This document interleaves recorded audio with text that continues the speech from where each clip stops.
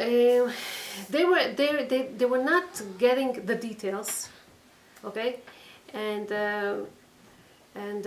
think about this. Moshe introduced them to the Shabbat, very fast. yeah, and then he had to go to heaven to accept the Shabbat, and then he came, they made the golden calf, he had to go back and come back and go. When he came back, he told them, we have to build the Mishkan. We start to build the Mishkan. And so they didn't have a time to practice it so much, but they say that the Mishkan is the presence of Hashem, and we want the presence of Hashem in this world, within us. And so all these melachot that were not allowed to do, that they were doing in the Mishkan, okay, we are on Shabbat are trying to elevate ourselves and not to do these things. Ramban, in his commentary to the pasuk "V'varech Elokim et Yom HaShvi v'Yakadosh Oto," says that the fact that they got bracha v'Yivarech v'Yikadesh, so we are going to be blessed and holy. Okay, so it's a blessing to us. I want to tell you something. There was this guy. It's interesting, and it may remind you something that you already heard before. There was this guy by the name Yitzchak, okay, and he wanted to sell his car, okay. When he bought his car 3 years before, okay, so the seller told him, you know something, I'm a religious Jew, and this car kept Shabbat. If you will be able to make sure that this car continues keeping Shabbat, it's good. He says, I'm a Jewish, I'm religious, I have no problem with this. It didn't make any difference to him, and he had his car for 3 years. Now he wants to sell it. Somebody calls him by the name Alex and tells him, listen, I'm very serious in buying your car. I want to hear the details. He gives him all the details. He says, okay, let's meet on Monday and I'll show you the car. When Monday comes and this Alex shows up, he sees a man that he was very surprised to see. Long hair, jeans, looks like a hippie, looks... he never dealt with these people. He tells him, maybe I'll call my wife and see what she says. And calling her, he says, what should I do? Should I sell it? He says, I think what bothers you is what that first man told you, that this car keeps Shabbat. Tell him that you want, if it's okay. He tells him, you know something? You're very serious and I want to do business with you. I want to let you know that this car always kept Shabbat. If you'll be able to continue keeping Shabbat with the car, we'll be fine. I cannot, of course, force you, but it will be nice. So, some years later, he's in the Kodesh, this Yitzchak, the one that sold the car. He's in the Kodesh, he's praying, and then he hears people singing, Breslav, Chazdei Breslav singing, Uman, Rosh Hashanah. It was just before Rosh Hashanah, and usually they go to Uman, to Nachman Breslav, they go there, and they're singing there, and the man grabs his hand, and he makes him dance with him too. He looks at him at a second, the other man, the Breslav, he tells him, hey, do you know me? Yitzchak is like, no, who are you? I'm Alex. I bought from the car. He looks at him, he's like, oh, what? It's like Breslav, long hair, long beard, and everything. He says, you know what happened to me? First week I was driving the car, was no problem. Shabbat came, I'm trying to turn on the engine, doesn't start. I said to myself, probably broken. Motzei Shabbat, I tow it to the mechanics, and they tell me no problem. I drive with this the whole week. Shabbat again the same thing. I say to myself, what? Then I remember that you said that this car keeps Shabbat. I said to myself, this car that doesn't have any neshama inside, understands the value of Shabbat and I don't. You start to think, a spark. Instead of in this engine that didn't turn on Shabbat, a spark turned inside him, and he wanted to look for Judaism and to answer all his questions. Does it remind you something? It's true, you know. Huh? About the cow. When I bought my car, let me tell you, Rabbi Yehoshua just opened Benat Chaim. Remember that shul? The first when they opened that building, we had the first Yeshua that my grandma's Yeshua. My grandma passed away. Oh wow, okay. At that time, I didn't keep Shabbat, and I bought the car from somebody in Borough Park, and they didn't tell me keep Shabbat. And from my grandma passed away, I'm telling you, Shabbat, the car doesn't work. The second Shabbat doesn't. I said, if the car doesn't work, knows how to keep Shabbat, why I cannot keep it? Wow. And by Med, I started to keep Shabbat after that. Oh wow! So I had to give your example. Come on. Of course. The Med is true. The cow. The cow. It was a The cow. cow, Yes, huh? yeah. The Yeah, the cow. cow. Yes. Yeah, it says in the Gemara somewhere that Psikta Bati says about this famous cow, a man, Jewish man, that had to sell his cow, and she used to keep Shabbat, this cow, because he didn't work on Shabbat. And he didn't have a choice, and he sold it to this Gentile, not Jewish man, and everything was okay. The whole week the cow worked, everything. He went to the field, she was plowing, helping her. Shabbat comes, she doesn't want to move. He beats her, he hits her. Nothing, it's stubborn, stays in one place, doesn't move. He got so upset. He went to the Jewish owner, the previous owner. He tells him, what kind of cow did you sell me? It doesn't want to move. And the man says, oh, wait a second, I know what's the reason. Hold on, let me talk to my cow. He thought he's insane. He goes to the cow, he tells her, Para, my dear cow. He says, it says like this in the parasha, it says that basically you should keep Shabbat, your cow should keep Shabbat, your horse should keep Shabbat, all your everybody. And so as long as you were in my possession, you kept Shabbat because of me, but now he is not obligated to keep Shabbat, this Gentile. You have to work. It's not. So the cow just gets up and goes to the field. And the man is like, What did you tell? what did you do? Are you magic crafts? Are you a wizard? Are you what are you? He tells him nothing. And he was explaining him everything. He says, what? This is not stupid, but stupid cow understands that there's a creator and I don't. Hashem created me in his image and I don't understand what is Hashem. He went and he asked and he converted and he became Rabbi Yehuda ben Torta. Torta means para. He was the son of the cow, meaning because of the cow he became Jewish. So Rabbi Yehuda ben Torta. Yes. So all of us, we have moments of spiritual elevation. The question is if you grab this moment and take advantage and do something with it. This Rabbi Yehuda ben Torta, he could ignore it, he could tell it to his friends, I have a weird cow, he could have just passed by and not pay attention, but he decided to make a change, to make a difference, and Baruch Hashem, that's what happened. So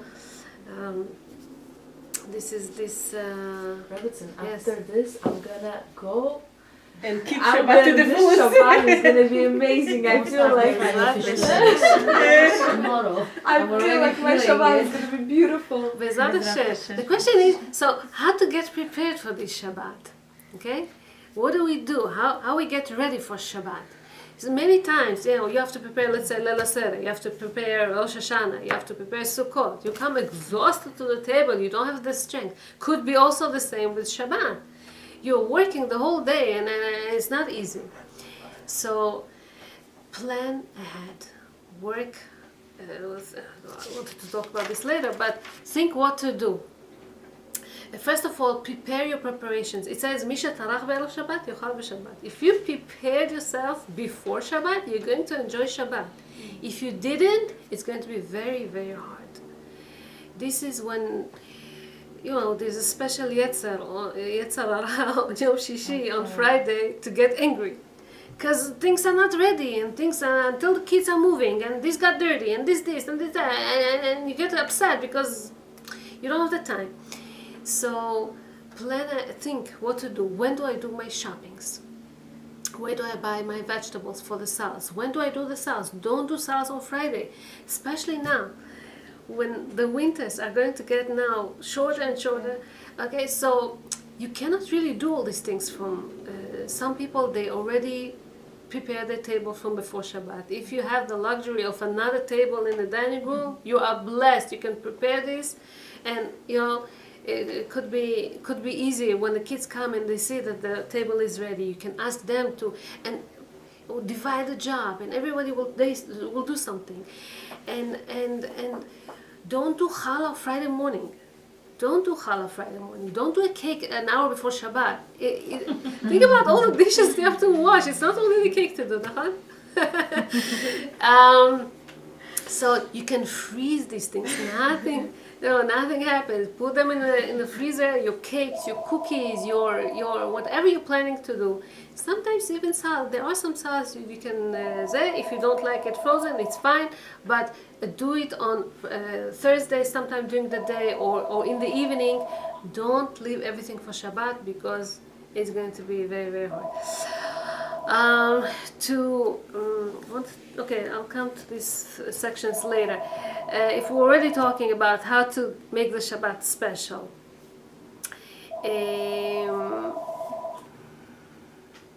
yes, it says, one of the rabbis says that it's important to eat on Shabbat. The meals of Shabbat, there's a lot of Kabbalistic terms and a lot of Kabbalistic things to eat, the meals on Shabbat. Prepare as much as you can, because it's like the man. You know, the man is the food that they used to eat in the desert. It was a pure food that will get dissolved in their body, no leftovers. They didn't have to go to the bathroom afterwards. Okay, this is the food on Shabbat is like the special lechem abirim, special food that they used to have in the time that the Jewish people in the desert has a special bracha, and so it's good to eat. Don't be afraid that you're going to get fat, or what about my diet, or whatever. Okay, all the meals are very important, and Fridays, after Shabbat, 2-3 pounds up. I don't know. But Baruch Hashem, during the week it comes down again. I work hard for this. Baruch Hashem. This is how it goes. This is how it goes. Now think about the pleasant time that you have with your family. You don't have this quality time during the week. Yeah. No time. Who eats dinner together? Who eats breakfast together? There's no lunch together anymore. So this calm, this peace of mind, it's so important. Sit with the family, invest in the family. You have to give them, in order for you to make it a pleasant Shabbat, you have to give a lot of praises. You have to encourage your children. You have to have peace between you and your husband, because it's going to be very hard otherwise. You have to work on it. Make it special. People have all kind of advices what to do. If you have, let's say, you have to write to your children mitzvah notes to do during the week. Okay, you send them to their teacher. Read them out loud in front of everyone. Make everyone cheer for them and clap their hands and kol hakavod and everything. Give them a special treat for Shabbat. Make it a special time for them. It says in the Zohar that there is a special mitzvah to taste everything that you do on Shabbat.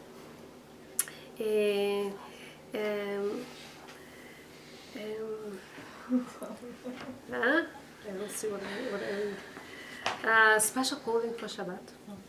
Yeah. Special clothing for Shabbat. In order for you, like you're having guests, you think, let's say you're having guests, you're not sitting with your old robe and dirty one, and you have to present yourself, look nice, put on yourself makeup, adorn yourself, look nice, so that you feel good about it too. Prepare Dvar Torah. Prepare, if not you, the children, your husband. You have to have Dvar Torah on the table. It's very, very important to have words of Torah on the table. If not, people are talking nonsense. People talking nonsense, they start fighting. Yeah. Okay? You want to have Kedusha in the table. Either a story, a special story for Shabbat, special something that you heard, Okay, during the week. I notice you don't have the time to sit and do a shiur. No one has the time. But something good that you heard, something that you want to share with your family, with your husband, and you can start sometimes a discussion. Kids are going to ask questions. You can ask your husband. Make him open a book and answer you. So, you know, it's very important.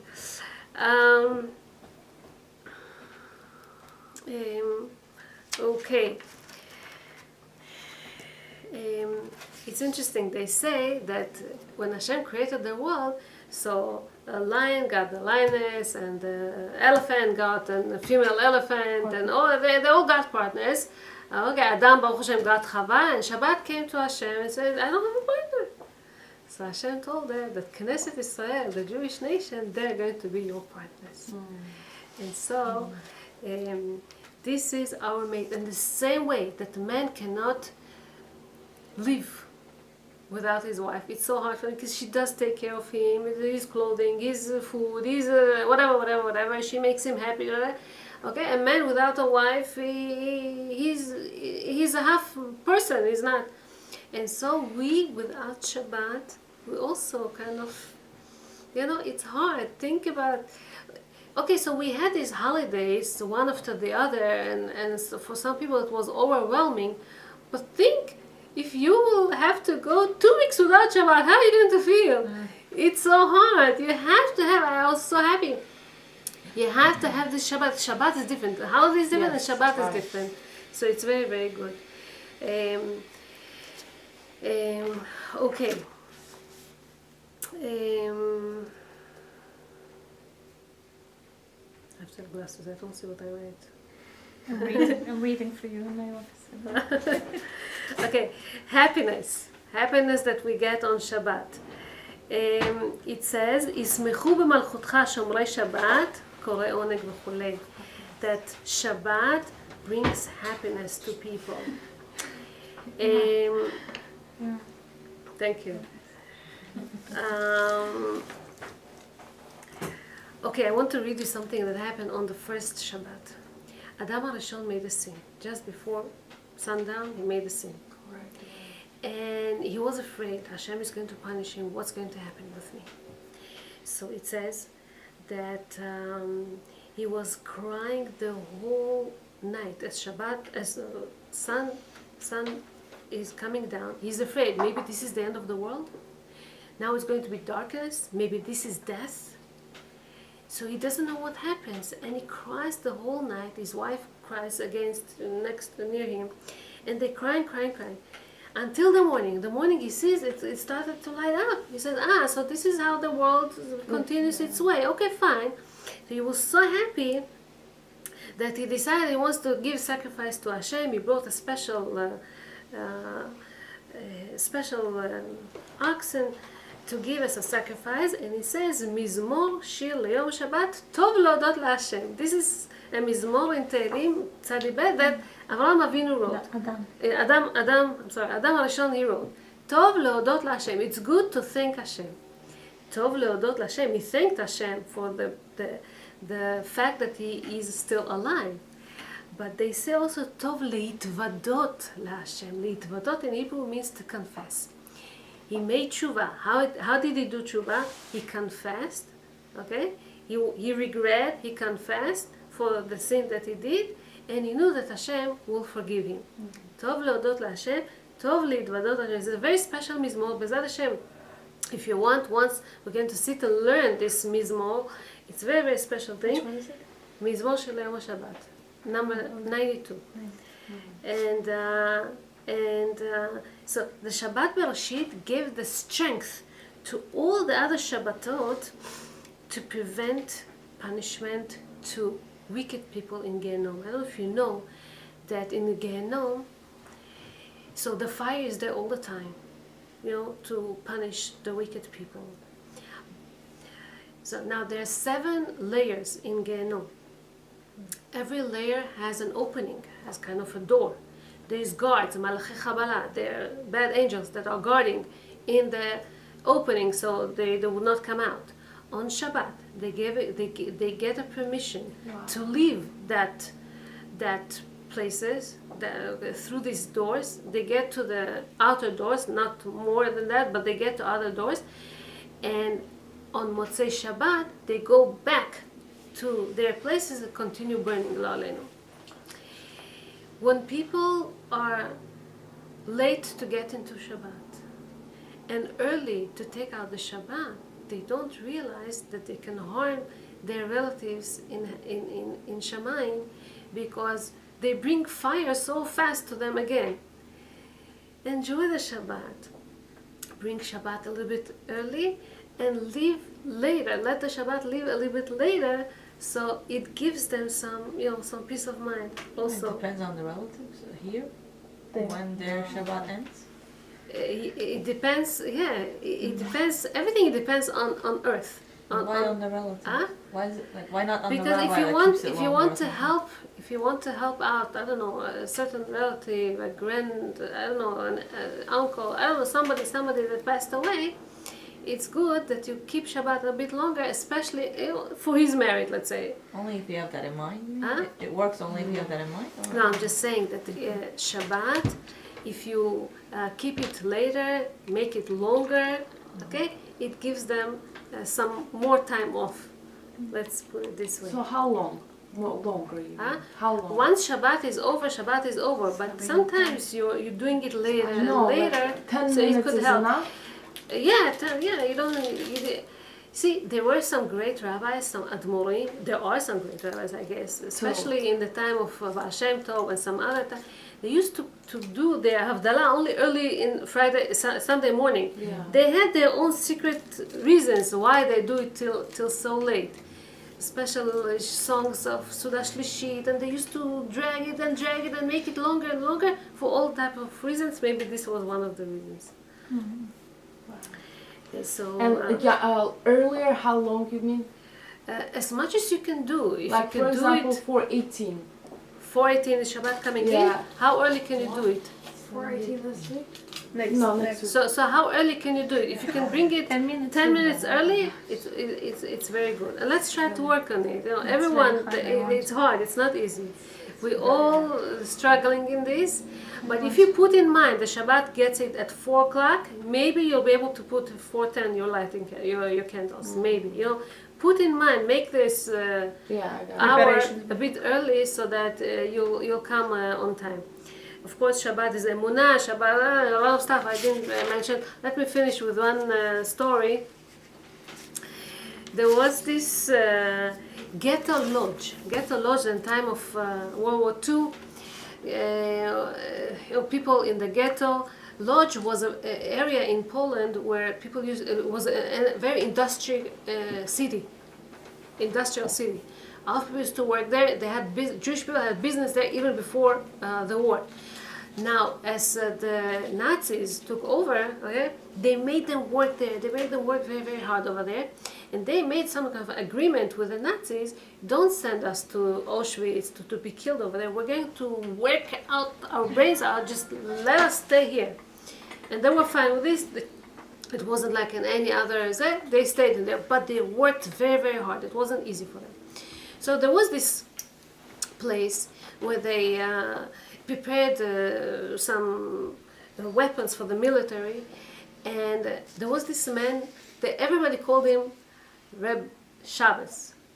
It wasn't his name, but they named it this way because Shabbat was so important for him. Like the first man that we mentioned before, all he's talking about is always Shabbat. What can we do? Maybe we can do something. Shabbat. So they called him Shabbat.